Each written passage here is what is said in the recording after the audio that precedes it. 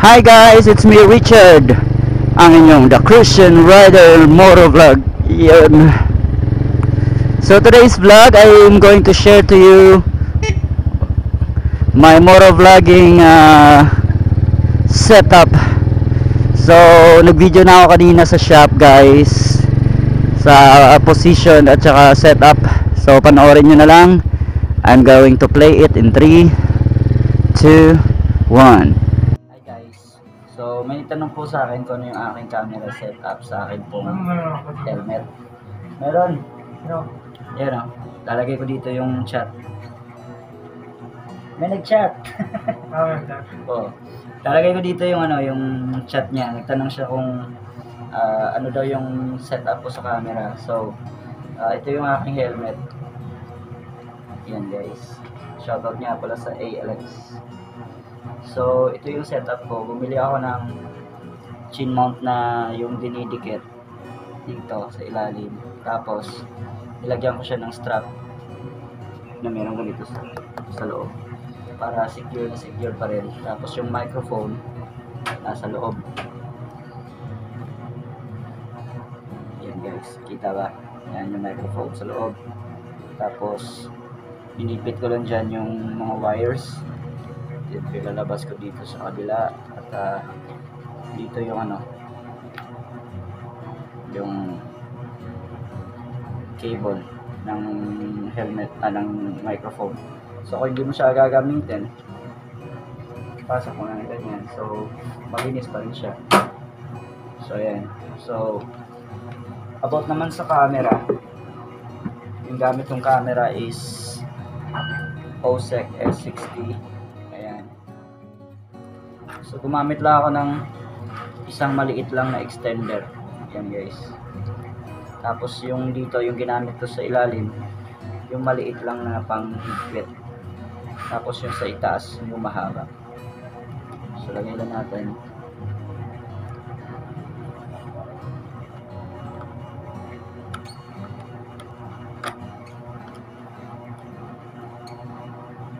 Tapos yung nung una, hindi ko pa alam kung paano ipoposisyon yung camera kasi yung first try ko masyadong nakaangat sa langit yung camera, tapos yung second try masyadong nakayuko sa may tangke ng motor.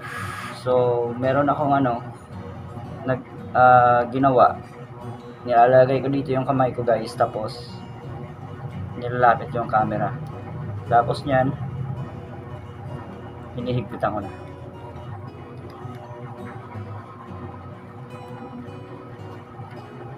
So, depende na rin sa inyo yan kung anong klaseng helmet yung gamit nyo, anong motor yung gamit nyo. Diba?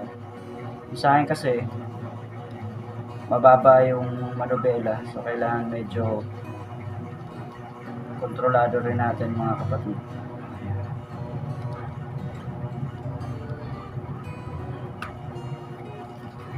So, ito na yung setup natin. Yan.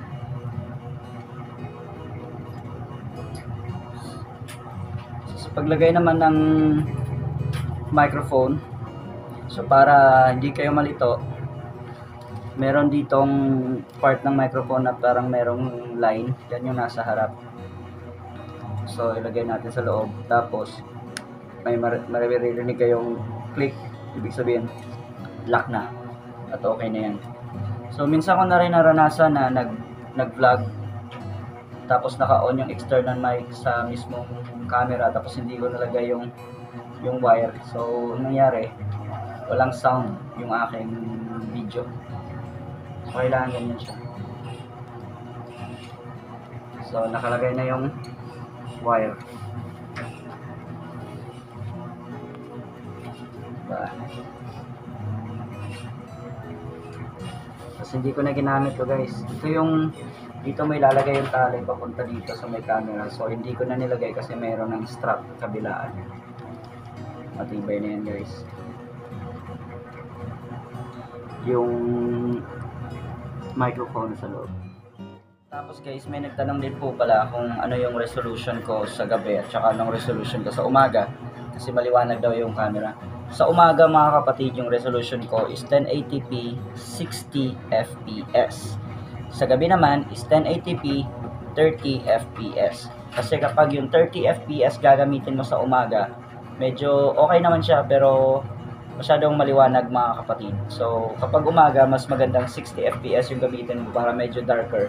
Lalong lalo na yung green. Kasi sa video magandang tingnan yung part ng mga dahon, yung green. Kapag yung 60 fps yung gagamitin mo, mas darker yung kulay niya.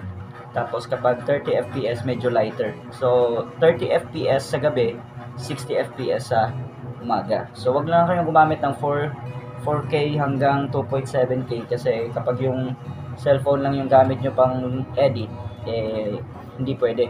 Error yung lalabas. So yung pinaka-recommended ko is 1080p 60 fps sa umaga at saka 1080p 30 fps sa gabi.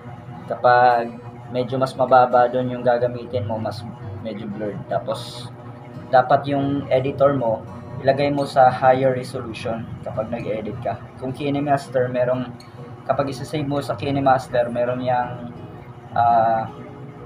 sulat na 1080p 60 fps, ilagay mo doon 1080p 60 fps. Pag Power Director naman, high resolution yung gagamitin mo kasi dalawa yung editor na gamit ko, KineMaster at Power Director. So yun, ito yung motovlogging setup natin guys. At yun na nga guys sa ating pong motovlogging setup. So goods ba? Anong masasabi nyo guys? Okay naman for me parang okay naman siya.